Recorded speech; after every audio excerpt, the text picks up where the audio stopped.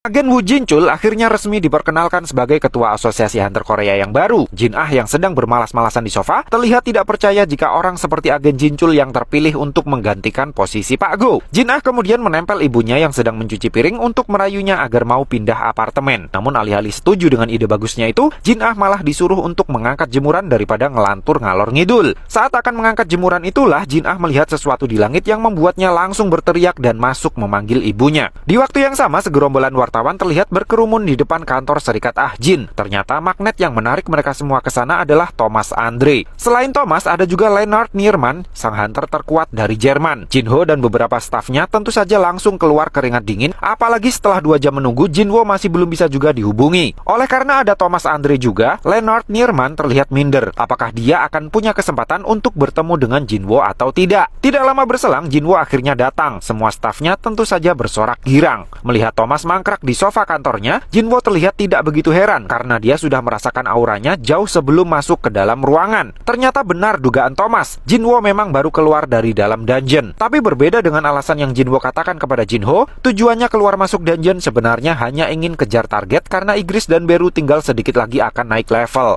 Nah, tanpa banyak basa-basi, Thomas bilang kepada Jinwo kalau dia ingin memberikan hadiah istimewa kepadanya. Saking istimewanya, Thomas mengajak Jinwo pergi ke suatu tempat untuk menerimanya. Lennart Nierman yang mencoba menyela pembicaraan mereka, nyalinya langsung ciut begitu Thomas yang menyerobot antrian memelototinya dengan tatapan mata menyala.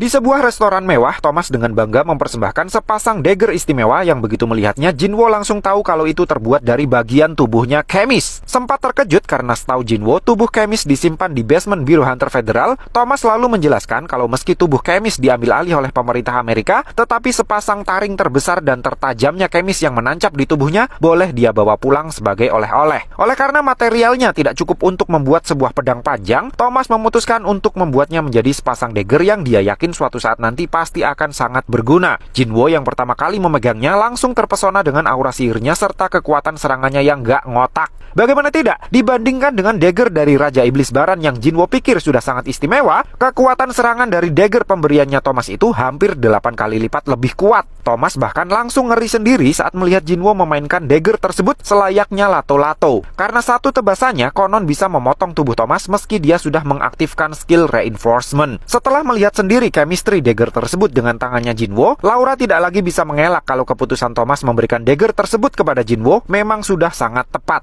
Dan Thomas terlihat sangat senang begitu Jinwo dengan rendah hati mau menerima hadiah pemberiannya itu. Saat semuanya sudah deal, Jinwo dan Thomas tiba-tiba merasakan sesuatu yang sangat mengintimidasi. Ternyata sebuah super gate yang sangat besar muncul di langit Seoul. Saking besarnya menurut Thomas, ukurannya bahkan jauh lebih besar daripada gate tempat di mana naga Kemis keluar 8 tahunan yang lalu.